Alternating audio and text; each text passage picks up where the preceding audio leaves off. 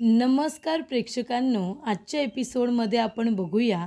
इथे दीपशिका खूपच जास्त खुश असते कारण शिवांगीची केस ही कायमस्वरूपी आता क्लोज झालेली असते असं तिला वाटतं. कारण दीपशिकाने जाता जाता जे काही शिवा असं शेवटचं नाव लिहिलेलं असतं, ज्याच्यामुळे सगळेजण कन्फ्यूज झालेले असतात की ते शिवा आहे की ते शिखा आहे. आणि तिच्या हाताच्या पंजाखालीसुद्धा 2 अक्षरं गेलेली असतात, पण ते नाव दीपशिकाच असतं. त्यामुळे इथे दीपशिका टेन्शनमध्ये असते आणि तेव्हाच इथे आता तिला भेटायला आलेली असते, ती म्हणजे शीतल वाळूच. तर दीपशिकाला असं वाटत असतं की अबोली आता माझ्यापर्यंत पोचते की काय, तसे पुरावे गोळा करते की काय, म्हणून दीपशिका टेन्शनमध्ये असते. पण आता ती टेन्शन फ्री झालेली असते कारण शिवा म्हणजे शीतल वाळूज या नावाची मुलगी तिला सापडलेली असते त्यांच्याच डिपार्टमेंटमधली. त्याच्यामुळे दीपशिकाचं टेन्शनच गेलेलं असतं. ज्या वेळेला इथे दीपशिका आता खूप जास्त खुश असते, त्याच्या आधीच ती खूप जास्त टेन्शनमध्ये असते. तेव्हा तिला आता आठवत असतं नेमकं तिने शीतल वाळूजबरोबर काय केलं. ज्या वेळेला दीपशिका टेन्शनमध्ये असते, शीतल वाळूज तिला भेटायला आलेली असते आणि विचारते, काय गं दीपशिका, तू एवढी टेन्शनमध्ये का आहेस? तुझ्या चेहऱ्यावरती 12 का वाजलेत? तेव्हा दीपशिका म्हणते, वेळ लागले का तुला? कळत नाही किती टेन्शन आहे आपल्याला. आधीच ती शिवांगी पळून गेली, तिचा कुणीतरी खून केला. ती एकमेव व्यक्ती होती जी सांगू शकली असती की माजगल नक्की कोण आहे. गुन्हेगार इथे मोकाट बाहेर फिरतायत, अजून आपल्या हाती लागलेले नाही आहेत. डिपार्टमेंटमध्ये सगळीकडे टेन्शनचं वातावरण आहे आणि मी तुला काय आनंदी दिसणार आहे का? मला टेन्शन नाही आहे का? हे सगळं कुणी केलं, का केलं, हे लवकरात लवकर शोधून काढायचं आहे. तेव्हा इकडे आता शीतल वाळूज म्हणत असते की मला माहिती आहे ना हे सगळं कुणी केलं आहे. दीपशिका म्हणते कुणी केलं आहे? तेव्हा शीतल वाळूज म्हणते की हे सगळं तूच केलं आहेस ना दीपशिका? तेव्हा दीपशिका म्हणते, तुझं डोकं ठिकाणावरती आहे का? काय बोलतेस तू? हे सगळं मी का करेन? तेव्हा इथे शीतल म्हणते, हे बघ दीपशिका, माझ्याशी खोटं बोलू नकोस. मला सगळं काही माहिती आहे. कारण जेव्हा शिवांगीचा खून झाला ना, त्यावेळेला सगळेजण आपण चौकशीसाठी तिथे गेलो होतो, तेव्हा शिवांगीचं रक्त तुझ्याच इथे बुटांना लागलं होतं. ते सुद्धा मी बघितलं होतं. तुझ्या बुटांचे ठसे हे सगळीकडे उमटत होते, पण ती गोष्ट कुणाच्याही लक्षात येत नव्हती. तुझ्या इथे बुटांना लागलेलं रक्त हे मी बघितलं होतं. तेव्हाच मला तुझ्यावरती संशय आला होता. आणि तुला माहिती आहे का अजून एक महत्त्वाची गोष्ट, जे नाव लिहिलं आहे ना जाता जाता शिवांगीने, ते सगळ्यांना शिवा असं वाटत होतं, पण ते शिवा नाही आहे गं, ते शिखा होतं. तिच्या हाताखाली, तिच्या हाताच्या पंजाखाली 2 अक्षरं गेली होती आणि ती होती दीपशिका. तिथे कुणालाही कळलं नसेल, पण सायन्स खूप पुढं गेलं आहे, त्याच्यामुळे ही गोष्ट माझ्या लक्षात आली आहे. ते नाव तुझंच होतं. तूच तुझ्या बहिणीचा खून केला आहेस. वारंवार तू तिला इथे कस्टडीमध्ये सुद्धा भेटायला जायचीस, बरोबर ना? सारखी तू तिला भेटायला जायचीस, तिला पळून जाण्यासाठी सुद्धा तूच मदत केली होतीस. तिच्या हातामध्ये जी चिठ्ठी होती ना, तूच दिली होतीस, मला सगळं काही माहिती आहे. तेव्हा इकडे हे सगळं तू का केलंस, कशासाठी केलंस, हे मला माहिती नाही आहे, पण तुझ्या बहिणीचा खून तू केलास, तिला पळून जायला मदत तूच केलीस आणि माजगलसुद्धा तूच आहेस. तेव्हा इथे शीतल वाळूजला आता दीपशिकाबद्दल सगळं काही कळलेलं असतं. ती सगळं प्लॅनिंग सांगते की तू कशा पद्धतीने तिला मदत केलीस पळून जायला, त्यानंतर तिचा खून केलास आणि हे प्रकरण दाबण्याचा प्रयत्न केलास. तेव्हा इथे आता दीपशिका म्हणत असते, तुला जर माझ्याबद्दल सगळं कळलं होतं, ते सुद्धा आधीच, मग तू अबोली आणि अंकुशला का नाही सांगितलंस? त्यांना तू सांगायला हवं होतंस ना. पण तू नाही सांगितलंस. काय हवंय तुला? तेव्हा शीतल म्हणते, काय हवंय म्हणजे मला फक्त 1 कोटी रुपये हवे तुझ्याकडून. मग तुझ्यामध्ये आणि माझ्यामध्ये हे सिक्रेट असंच राहील. बघ तुला काय करायचं आहे, मला पैसे द्यायचे आहेत की नाही? तेव्हा इथे दीपशिका म्हणते, ठीक आहे, मी तुला जिथे बोलवेन, मी तुला ॲड्रेस पाठवेन, तिथे मी तुला पैसे घेऊन येईन. तेव्हा इकडे आता शीतलला वाटतं की ठीक आहे, दीपशिका आता मला खूप सारे पैसे देणार आहे तिचं सिक्रेट लपवून ठेवण्यासाठी. पण इथे आता दीपशिका तिच्याबरोबर काय करणार आहे हे तिलाच माहिती नव्हतं. दीपशिकाने तिचाच काटा काढलेला असतो. शीतल वाळूच शी वा म्हणून आता तिलाच इथे फासावरती तिने लटकवलेलं असतं. त्याचबरोबर इथे आता अबोलीच्या नावाने एक चिठ्ठी सापडते. अंकुश म्हणतो, अबोली, याच्यावरती तुझं नाव आहे, हे घे, तू वाच बरं ही चिठ्ठी. त्याच्यामध्ये लिहिलेलं असतं की मी शीतल वाळूच, मीच आहे खरी माजगल, मी आहे शिवांगीची बहीण. माझं खरं नाव आहे दीपाली खडसे. आतापर्यंत हे जे काही खून वगैरे झालेले आहेत ते मी माझ्या बहिणीबरोबरच असताना केलेले आहेत. आम्ही दोघींनी मिळून हे सगळे खून केलेत. तेव्हा इकडे आता सगळ्या गुन्ह्याची कबुली त्याच्यामध्ये शीतल वाळुजीने दिलेली असते. ते सगळं खरं तर लिहून घेतलेलं असतं ते म्हणजे दीपशिकाने शीतलकडून, ते सुद्धा बंदुकीच्या धाकावरती. त्याच्यामुळे इथे आता जरी ते शीतलने लिहिलं असलं तरीसुद्धा ते स्वतःच्या मर्जीने नाही, तर इकडे दीपशिकाच्या सांगण्यावरूनच तिने ते लेटर लिहिलेलं असतं. ती म्हणत असते की मी गुन्हेगार आहे. अबोली आणि अंकुश यांना माझ्याबद्दल कळलं, ते लोक माझ्यापर्यंत पोचणारच. तेवढ्यातच मला माझी बदनामी झालेली सहन झाली नसती, म्हणून मी स्वतःला संपवण्याचा निर्णय घेतलेला आहे आणि इथे स्वतःहून आत्महत्या केलेली आहे. आतापर्यंत मी डिपार्टमेंटला खूपच जास्त त्रास दिला. माझ्यामुळे तुम्हाला सगळ्यांना खूप जास्त त्रास सहन करावा लागला, पण आता तुम्हाला त्रास होणार नाही आहे. मी आता चालले असं म्हणून इथे तिने ते लेटर लिहिलेलं असतं. स्वतःच्या गुन्ह्याची कबुली दिलेली असते, पण ते सगळं मनाचं होतं ते म्हणजे दीपशिकाच्या. कारण शीतलची या सगळ्यामध्ये काही चुकी नसते. त्यामुळे इथे शीतलने ते सगळं दीपशिकाच्या सांगण्यावरून लिहिलेलं असतं. तेव्हा अबोली म्हणत असते की सर बघा ना, म्हणजे याच्यामध्ये या लेटरमध्ये सगळं काही लिहिलं आहे त्या दीपालीने की तीच गुन्हेगार आहे म्हणून, आणि तिला तिची बदनामी सहन झाली नसती म्हणून तिने आत्महत्या केली.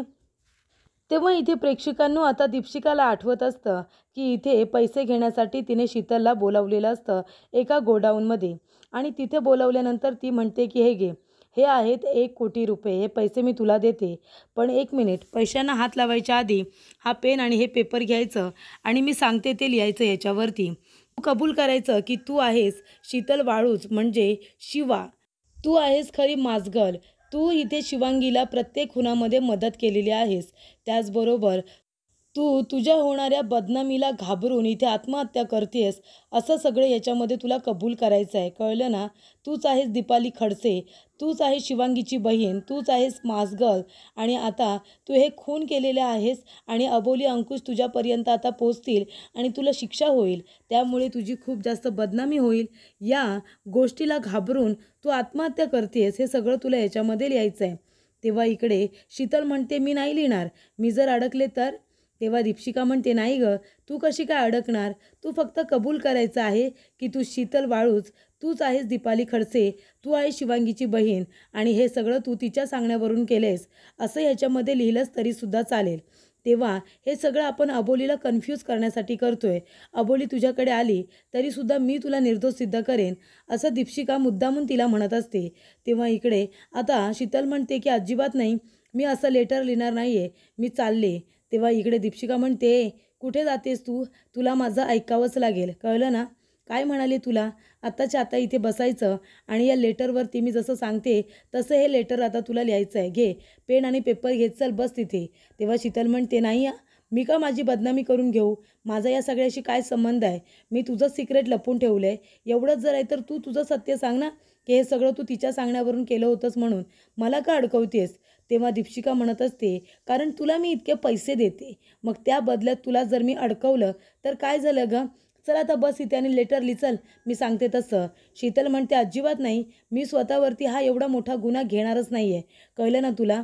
तेव्हा इकडे दीपशिका म्हणते अगं कशाला उगाच एवढा त्रास देतेस? सांगते तसं कर ना.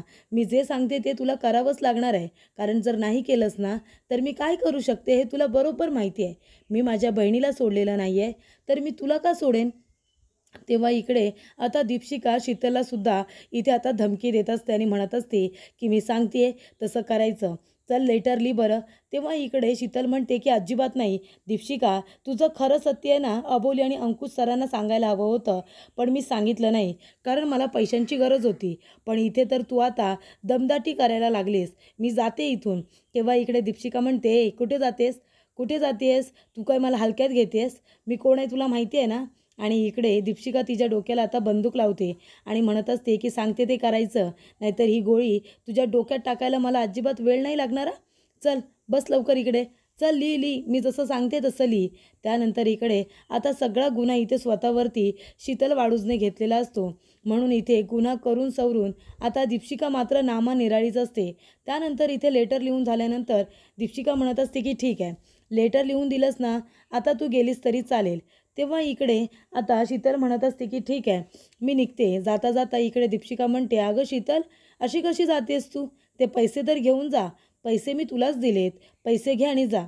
तेव्हा शीतल आता घाबरतच पैशांची बॅग उचलते आणि जाणार. तेवढ्यातच तिथे दीपशिका आता मागून तिच्या डोक्यामध्ये जोरात वार करते. तिच्या डोक्यामध्ये बंदुकीचा फटका मारते. त्यामुळे इथे आता शीतल पूर्णपणे हातातली बॅग वगैरे तिच्या खाली पडते आणि तिला आता चक्कर येत असते. तेवढ्यातच इथे दीपशिकाने एक आता फास तयार करून ठेवलेला असतो. तो फास ती आता इकडे शीतलच्या गळ्यामध्ये टाकते आणि तो आवळते आणि म्हणते, शीतल, तुला काय वाटलं तू मला ब्लॅकमेल करशील, तू मला फसवशील आणि मी सगळं काही तुझं ऐकून घेईन का? अगं मला तर आईचं तुझं नावसुद्धा मिळालं ना, शीतल, शीतल वाळूच, शी वा. आता तूच ती खरी गुन्हेगार आहेस हे सुद्धा सगळ्यांना कळेल. त्याच्यावरती सगळ्यांचा विश्वास बसेल. चला, शिवांगीचा काटा काढला, शीतलला मारलं. आता अबोलीची बारी.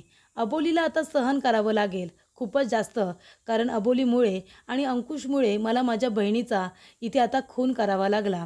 मला खूप मोठी त्याच्यासाठी चूक करावी लागली. माझ्या बहिणीचं बलिदान द्यावं लागलं मला. माझ्या बहिणीला मारायची माझी अजिबात इच्छा नव्हती. म्हणजे तिच्याबरोबर मी जे काही केलं होतं, त्या मितेशला तिच्यापासून दूर केलं होतं, समृद्धी नावाचं वादळ आणलं होतं, हे सगळं मी मुद्दामून जरी केलं असलं तरीसुद्धा माझी बहीण मला हवी होती. माझं तिच्यावरती प्रेम होतं. ती मला हवी होती माझ्या आयुष्यामध्ये. पण ह्या अबोलीमुळे मला तिलासुद्धा मारावं लागलं. कारण तिने जर अबोलीला माझं नाव सांगितलं असतं तर माझं करिअर उद्ध्वस्त झालं असतं आणि तेच मला नको होतं. आणि म्हणून मला इथे माझ्या बहिणीचा काटा काढावा लागला. पण इथे अबोली, मी तुला सोडणार नाही आहे. तुला मी माफ करणार नाही. आता तुझ्या आयुष्यामध्ये मोठं वादळ येणार आहे लवकरच. त्यानंतर प्रेक्षकांनो, इथे अबोली आणि अंकुश दोघेजण आलेले असतात. अंकुश म्हणतो, रमा, आम्ही आलोय हां. तेव्हा इकडे अबोली येते आणि शांतपणे आता बसलेली असते. रमाचं लक्ष जातं. रमा येते आणि विचारते, अबोली काय झालं? बाळा, कसला विचार करतेस? तेव्हा अबोली म्हणते, नाही आई, कसला विचार करत नाही आहे. जी माजगल होती ना, ती सापडली आई. तिने आत्महत्या केली. तिला तिच्या बदनामीची भीती वाटली ना, म्हणून तिने स्वतःलाच इथे मारून टाकलं. तिने आत्महत्या केली. तेव्हा इकडे आता अंकुश म्हणत असतो की रमा सापडली की ती माजगळ, पण तिने ना स्वतःला संपवलं. ती आमच्याच डिपार्टमेंटमधली होती. तेव्हा इकडे आता तरीसुद्धा अबोली टेन्शनमध्ये असते. अबोली म्हणत असते की सर, पण एक गोष्ट तुमच्या लक्षात येते का? तिने हे सगळं का केलं असेल? म्हणजे शीतल वाळूचा या सगळ्याशी काही संबंध असेल असं मला वाटत नाही आहे. ती का करेल ना हे सगळं? तेव्हा अंकुश म्हणत असतो, अबोली तुला नाही माहिती. अगं त्या शीतल वाळूजवरती ना डिपार्टमेंटमध्ये अनेक कंप्लेंट्स होत्या. ती आहे ना लोकांकडून हप्ता गोळा करायची, लोकांना फसवायची, त्यांच्याकडून पैसे घ्यायची. ड्युटीसुद्धा ती प्रामाणिकपणे करायची नाही. त्याच्यामुळे जे काही झालं त्याचा आता विचार करू नकोस. आणि तसंही तिने चिठ्ठीमधून सगळं काही कबूल केलेलं आहे. त्याच्यामुळे आता तू त्या शीतल वाळूचा एवढा विचार करू नकोस. तिने स्वतःहून सांगितले की तीच मासगल आहे, तीच दीपाली खडसे आहे, तीच शिवांगीची बहीण आहे. तरीसुद्धा अजून आपल्याला काय हवं? तेव्हा आता या गोष्टींचा विचार करू नकोस. तेव्हा अबोली आता काही बोलायला जाणार. तेवढ्यातच इथे रमा म्हणत असते की अबोली, अंकुश, बाद झाला आता. आता तुम्ही त्या गोष्टी आहेत ना घरामध्ये अजिबात बोलू नका. तो विषयसुद्धा काढू नका. कारण कसं आहे ना, त्याच गोष्टी बोलल्याने आहे ना त्रास वाढतो. आणि आता तुम्ही ती केस आता सॉल्व्ह केली आहे ना, तेव्हा आता त्या गोष्टीचा विचार पुन्हा तुम्ही करू नका. त्यानंतर इथे प्रेक्षकांनो, आता तिकडे राघू येते आणि म्हणत असते की दादा, मला तुझ्याशी बोलायचं होतं. तेव्हा राघूला इथे अंकुश म्हणतो की पण मला तुझ्याशी अजिबात बोलायची इच्छा नाही आहे. तेव्हा राघू म्हणते, प्लीज दादा, प्लीज, फक्त एकदा माझ्याशी बोल. महत्त्वाचं बोलायचं आहे, खूपच महत्त्वाचं. तेव्हा इकडे अंकुश अबोलीकडे बघायला लागतो. अबोली इथे आता अंकुशला खुणावते आणि तिच्याबरोबर बोलायला सांगते. त्यानंतर इथे प्रेक्षकांनो, अबोलीला सुद्धा असंच वाटत असतं की राघू एक चांगली मुलगी आहे. ती लवकरात लवकर सुधारावी आणि चांगल्या मार्गावरती यावी. आणि इकडे आता राघू म्हणत असते की दादा, माझं चुकलं. मी खूप माती खाल्ली रे, मला माहिती आहे. आधी मी अशी नव्हते. पण जेव्हापासून मी नीताताईबरोबर राहायला लागले ना, नीताताईने माझ्या डोक्यामध्ये नाही नाही ते भरवलं. मला विनाकारण इथे सगळ्यांचा राग यायला लागला. ती मुद्दामून माझ्या मनामध्ये तुमच्याबद्दल विष पेरायची आणि हे मला कळत होतं. पण तरीसुद्धा त्यावेळेला मला काय झालं होतं मला कळत नाही आहे. मी विचित्र वागत होते हे माझ्या लक्षात येत होतं. माझी मती भ्रष्ट झाली होती दादा. पण प्लीज, प्लीज आता मला माफ करा तुम्ही सगळ्यांनी. मी तुमच्या सगळ्यांची माफी मागायला सुद्धा तयार आहे. पुन्हा पुन्हा माफी मागेन. पण खरंच मला माफ करा. मी आता पुन्हा असं नाही वागणार. त्यावेळेला मी चुकले नीताताईमुळे. पण आता मी अजिबात चुकीचं वागणार नाही आहे असं इकडे आता राघू म्हणत असते. दादा मला माफ कर, मी सगळ्यांची माफी मागते. तेव्हा इकडे अंकुश म्हणतो, राघू तू चुकीचं वागलीस आणि तुला आता तुझ्या चुकीची जाणीव झालेली आहे, तीच मोठी गोष्ट आहे. मी तुझा मोठा भाऊ म्हणून तुला मी फक्त एकच गोष्ट सांगेन की आता पुन्हा या गोष्टींचा विचार करू नकोस आणि वाईट वागू नकोस. कारण आता एकदा तुला सगळ्यांनी माफ केलं आहे. जर तू पुन्हा अशी काय विचित्र वागलीस तर मीच काय, घरातला कुठलाच व्यक्ती तुला माफ करणार नाही आणि पुन्हा तुझ्यावरती विश्वास ठेवणार नाही. तू सुधारली आहेस ना, हीच आमच्यासाठी खूप मोठी गोष्ट आहे. पुन्हा बाळा चुकीचं अजिबात वागू नकोस. तेव्हा इकडे आता राघू म्हणत असते, दादा तुला पण वाटते ना की आता सगळं काय व्यवस्थित होईल म्हणून? मग ठीक आहे ना, तू सुद्धा आता क्रिशला समजवणार आहे. म्हणजे हे बघ, माझं चुकलं की मी मनवा आणि क्रिशवरती संशय घेतला, ते माझं चुकलंच. पण आता मी काय म्हणते, क्रिशला सुद्धा सांगणार आहे मला माफ करायला. त्या मनवामध्ये आणि त्याच्यामध्ये असं काही नाही आहे ना. मग आम्हाला दोघांना पुन्हा एकदा एकत्र यायचं आहे. मला त्याच्याबरोबर इथे सुखाने संसार करायचा आहे, आवडीने संसार करायचा आहे. तू त्याला समजव ना, त्याला पुन्हा एकदा माझ्याबरोबर लग्न करायला सांगणार आहे दादा, प्लीज तो तुझा ऐकेल. तेव्हा इकडे अंकुश म्हणत असतो की हे बघ राघू, मी त्याच्याशी बोलेन, मी प्रयत्न नक्की करेन. पण एक गोष्ट मी तुला सांगतो, तू आता चांगलं वागायचा जो काही निर्णय घेतला आहेस ना, तर पुन्हा चुकीच्या मार्गाला जाऊ नकोस. ठीक आहे ना, आम्ही सगळेजण तुझ्या पाठीशी आहोतच. आम्ही तुला माफसुद्धा करू, पण तू पुन्हा चुकीचं वागायचं नाही. नाहीतर एकदा माणसाचा विश्वास उडाला आहे, पुन्हा ठेवताना तो घाबरत असतो. तरीसुद्धा विश्वास जर पुन्हा कुणीतरी त्या विश्वासाला तडा दिला तर मात्र इथे विश्वास ठेवणं कठीण होऊन बसतं. आणि तू आता काळजी करू नको, क्रिशबरोबर मी बोलेन, त्याचं याविषयी काय मत आहे ते सुद्धा आपल्याला जाणून घ्यायला हवं ना. तेव्हा इकडे अंकुश आता तिला म्हणतो की मी त्याच्याशी बोलेन, त्याला मी समजावेन. त्यानंतर इथे गुढीपाडव्याची सगळी छान अशी तयारी सुरू असते. सगळेजण आपापल्या कामाला लागलेले असतात. तेव्हा इथे क्रिश येतो आणि म्हणतो की अरे वा, गुढीपाडव्याची इथे जय्यत तयारी सुरू आहे. अबोली हे घे, मी तुझ्यासाठी पेढे आणलेत. तेव्हा इथे अबोली म्हणते की माझ्यासाठी पेढे का आणलेस तू? तेव्हा क्रिश म्हणतो, अबोली अगं असं काय करतेस, काल तू केस जिंकलीस ना, मग आता तोंड गोड करायला नको का? तेव्हा अबोली म्हणते, बरं ठीक आहे, आता तू आधी बाप्पासमोर ठेव, देवासमोर ठेव. तेव्हा इकडे आता क्रिश देवासमोर पेढे ठेवतो आणि म्हणतो, मी सगळ्यांसाठी, आता उद्या गुढीपाडवा आहे ना, त्या सगळ्यांसाठी मी गिफ्ट आणलेले आहेत, म्हणजे सगळ्यांना आवडतील असे कपडे आहेत. तेव्हा इकडे क्रिश म्हणतो की अबोली हे घे तुझ्यासाठी, त्यानंतर हे आमच्या आईसाहेबांसाठी, मनवा आहे तुझ्यासाठी. तेव्हा मनवा म्हणते, क्रिश अरे मला नको. तेव्हा अबोली म्हणते, मनवा त्याने सगळ्यांसाठी काही ना काहीतरी आणलं आहे ना, मग नाही का म्हणतेस, घे बरं तू पण. तेव्हा इकडे मनवासुद्धा ते गिफ्ट आता घेते. त्यानंतर इकडे आता क्रिशने अंकुशसाठी सुद्धा आणलेलं असतं, तेव्हा अंकुशसुद्धा घेतो. त्यानंतर अंकुशने घेतल्यानंतर इकडे अंकुश म्हणतो की क्रिश तू अजून एका व्यक्तीसाठी काही नाही आणलेस का? तेव्हा इकडे क्रिश आता म्हणतो की नाही. तेव्हा राघू म्हणत असते की दादा असं कसं होईल की क्रिश माझ्यासाठी काय नाही आणणार, त्याने माझ्यासाठी सुद्धा गिफ्ट नक्कीच आणलं असेल. तेव्हा क्रिश म्हणतो, नाही राघू, या वेळेला मी तुझ्यासाठी काहीच आणलेलं नाही आहे आणि ना कधी यापुढे आणणार. तेव्हा इकडे राघू म्हणते, काही हरकत नाही क्रिश, तू मला नेक्स्ट टाईम आण, मला काहीच प्रॉब्लेम नाही आहे. तेव्हा इथे क्रिश तिला इग्नोर करतो आणि सरळ तिथून निघून जातो. कारण आत्तापर्यंत क्रिशने तिच्यासाठी जे जे काही आणलेलं असतं त्याच्यामध्ये तिने काही ना काहीतरी खोट काढलेलीच असते. हे असंच का, हे तसंच का, एवढं स्वस्त आणलंस, कमी पैशाचं आणलंस, असं खूप काही तिने क्रिशला याआधी ऐकवलेलं असतं. त्यामुळे इथे आता ती सुधारण्याचं नाटक करते, पण तरीसुद्धा ती अजून बदललेली नाही आहे. तेव्हा इकडे आता क्रिश म्हणत असतो की मी तुझ्यासाठी काही नाही आणलं आहे, तर राघू लगेच हसतच म्हणते की काही हरकत नाही, नेक्स्ट टाईम माझ्यासाठी आण. तेव्हा अबोली म्हणते की राहू दे, मी तुझ्यासाठी आणले राघू, मी तुला जो ड्रेस आणला आहे ना तो उद्या गुढीपाडव्याला तू घाल, चालेल ना? तेव्हा राघू म्हणते, हो वहिनी चालेल. तेव्हा इकडे आता राघू म्हणत असते की दादा मी आलेच हा. आणि जात असताना इकडे राघूला मनवाचा खूपच जास्त राग आलेला असतो. ती म्हणत असते की अच्छा, म्हणजे आता क्रिससाठी ही मनवा इतकी जवळची झाली आहे, तिच्यासाठी गिफ्ट आणलं आणि माझ्यासाठी नाही. थांब, तुला चांगला धडा शिकवते मनवा, असं आता राघू म्हणत असते. तर पुढील भागामध्ये आपण बघूया. इथे आता अबोली बाहेर जाताना आरशामध्ये तिला तिचा चेहरा दिसतो, पण तिच्या चेहऱ्याला रक्त लागलेलं असतं. तेव्हा इकडे अबोली खूपच जास्त घाबरते आणि जोरात ओरडते. आणि इकडे आता अंकुश येतो आणि म्हणतो, अबोली काय झालं? अबोली म्हणते, सर माझ्या चेहऱ्याला रक्त लागलं आहे, माझ्या चेहऱ्याला रक्त लागलं आहे. तेव्हा अंकुश म्हणतो, नाही तुझ्या चेहऱ्याला रक्त नाही लागलं आहे. तर इकडे एक बाबा येतात आणि म्हणतात की तुमच्या कुटुंबावरती खूप मोठं संकट येणार आहे, पण कितीही मोठं संकट असेल तरीसुद्धा एकमेकांचा हात इथे घट्ट पकडून ठेवा आणि जे संकट येईल ना त्या संकटाला एकत्रित सामोरं जा, तेव्हाच ते संकट दूर होऊ शकतं.